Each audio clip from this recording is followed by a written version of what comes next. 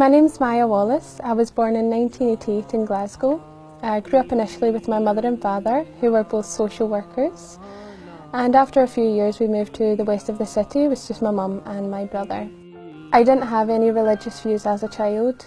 We didn't grow up with a religion, so there was no Bible in the house, no Quran, there was nothing like that.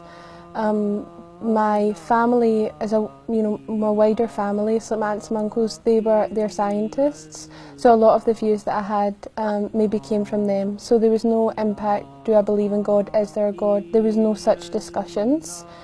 I found out when I was much older, speaking to my mum about religion, that apparently I used to go to Sunday school, but I have no recollection of that whatsoever.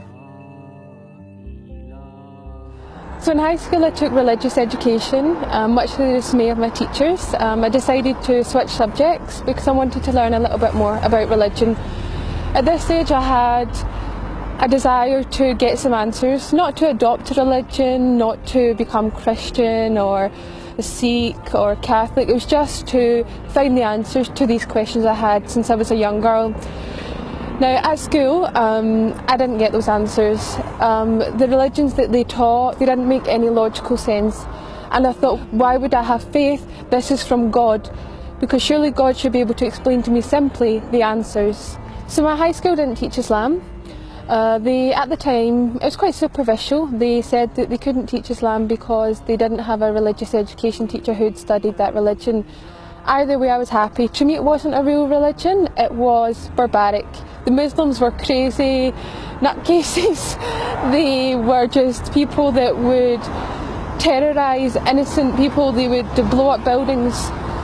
So for me, I was glad. I didn't think that I would ever become Muslim, that I would ever entertain the idea of Islam. So it's quite ironic now. I am a Muslim.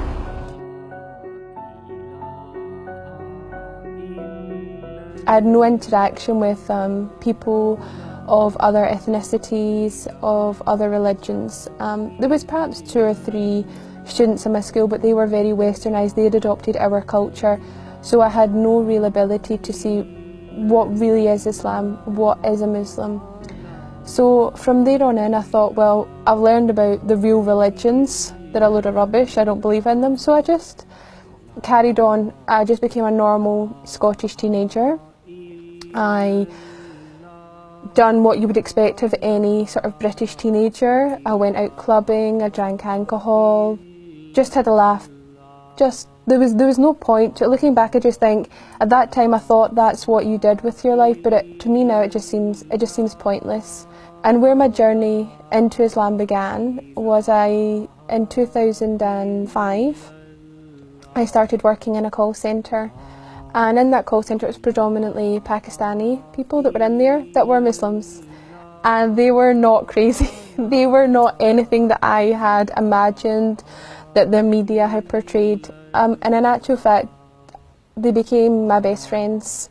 And this is the first time I felt I had real, true friendship, where these people really cared for me, I really cared for them. And there was a group of us. So there was Saima, there was Shakila, there was Talib, Nabil and Atif. And it was us lot together, and I would just, initially it was just, I was interacting with them and we would just do normal things, go to the cinema, we would go out for meals. But one thing that stood out to me was the fact that what they'd done was very respectful. They had a lot of respect for themselves, they wanted to have a good image. There was a lot of things they wouldn't do. So they wouldn't come out clubbing with me. You know, once I had a birthday I invited them and they declined and I couldn't understand why. So slowly, it was just their behaviours, their mannerisms that introduced me to Islam.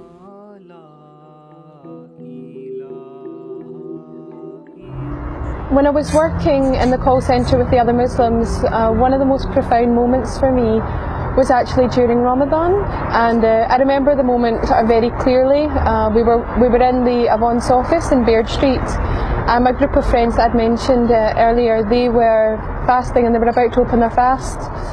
And Saima, she actually handed me a box of spring rolls that her mother had made, and she offered them to me if I wanted some. And to me that was just such a profound moment. You know, here I am, having eaten all day, probably not even realising, drinking in front of them, having water or something, and they're offering me food. They're breaking their fast with me. And that was a really profound moment for me. So something happened in that moment. I became curious. What are these Muslims doing? They're starving themselves and giving their food away to me. Like, who am I? Why are they doing this? And then I started having questions. What is Islam? Why are they Muslim? Are these kind attributes that they have, their upbringing? Is it just these specific people? Is it part of Islam? What is it? And so I started to ask them questions. I started to inquire, be inquisitive. And something that really shook me is that they weren't proud. Well, I think this, or I feel this, or I know that. They said, this is what the Quran says, this is what the Sunnah says, this is what the Hadith says. They had proof for everything. And never at any point did they say to me, just believe, just have faith, we know this is the truth.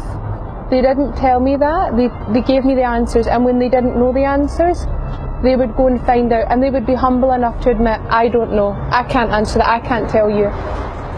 So here I was, standing Islam in the face, and it was the truth. I couldn't deny it was the truth. But I wasn't ready to accept being a Muslim. I never wanted to adopt a religion, I just wanted to know the answers, and I thought that would be enough.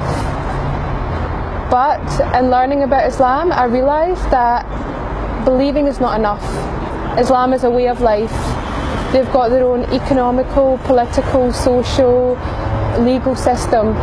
If I was to become a Muslim, if I was to adopt that identity, everything I'd ever known would have to change. But I didn't know if I could commit to being Muslim. I didn't know if I could commit to what Islam required from me.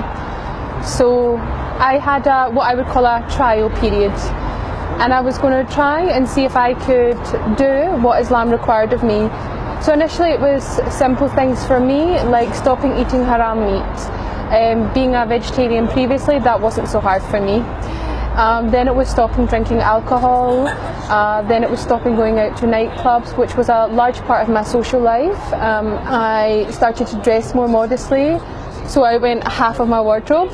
And slowly, I realised that I was able to overcome these hurdles. But still, I was apprehensive. It was a lifetime commitment. If I became Muslim, that was it. And I wanted to be sure that I could give that commitment to Allah. And it just took a long time to get that courage, to take that leap, to know that I was doing the right thing, and that Allah would see right by me, and that my fears would melt away. And my fear mainly was telling my family, how will my mum cope, my brother, my aunt and my uncle, they're not religious, my grandfather. And I think that when you're making such a huge life change, that you will start to imagine them reacting in ways that aren't even within their character, because you're just so scared, because it's such a big change and it's something completely different. So every Sunday, my mum would collect me from work and drive me home. And every Sunday I would try and muster up the courage, and before I knew it, we were home. And I didn't say anything. And this would happen week after week after week. I felt like it was never going to end. Sunday was my day of torment. But then Ramadan was coming, and I knew that I wanted to embrace my Islam during Ramadan. I wanted to fast for that month. I wanted to be in that environment. So a few weeks before, I just mustered up the courage and told her. And alhamdulillah, she accepted it. She just questioned why. So we didn't have a long discussion. We're not a family for having in-depth conversations, but I told her, and the relief, it just washed over me. It made me feel silly. I've been worrying all this time, and it went really well. I went with my friends, some of my very good friends, Sam as well, Sam, and we went to Glasgow Central Mosque. And I took my Shahada through tears of joy. We were all crying, it was so emotional.